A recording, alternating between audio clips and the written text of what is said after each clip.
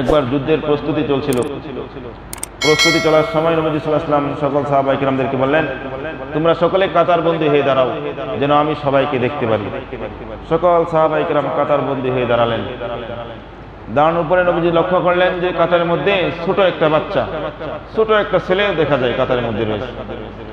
আরো লক্ষ্য করলেন যে সেই ছোট ছেলের পাশে তার চাইতেও আরেকটা ছোট ছেলে কাতারের মধ্যে দাঁড়িয়ে আছে। নবীজি সাল্লাল্লাহু আলাইহি ওয়াসাল্লাম দুইজন থেকে যে বয়সে একটু বড়, যাকে একটু বড় সড়ো দেখা যায়, তাকে জিহাদে যাওয়ার জন্য অনুমতি দিলেন।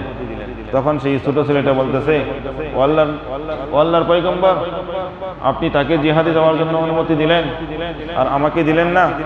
আমি যদিও দেখতে ছোট, কিন্তু তার সাথে কিন্তু আমার শক্তি কম না, তার সাথে কিন্তু আমি শক্তিশালী বেশি।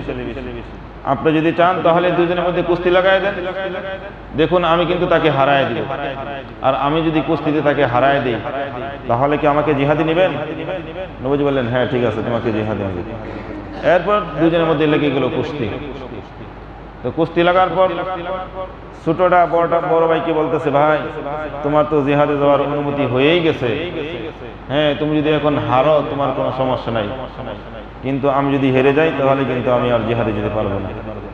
হ্যাঁ, কাজেই তুমি একটু ইচ্ছা করে আমার সাথে একটু অভিনয় করো, তুমি ইচ্ছা করে আমার সাথে একটু হেরে যাও, যাতে করে আমি জিহাদের জন্য অনুমতি পাই রাসূল সাল্লাল্লাহু আলাইহি ওয়াসাল্লাম থেকে। তখন দেখা গেল দুইজনের মধ্যে কুস্তি লেগে গেল। তো সেই বড় ভাই সে ইচ্ছা করেই হেরে গেল। তখন নবীজি সাল্লাল্লাহু আলাইহি ওয়াসাল্লাম সেই ছোট ভাইকেও দুইজনকে জিহাদে যাওয়ার জন্য অনুমতি দিয়ে দিলেন।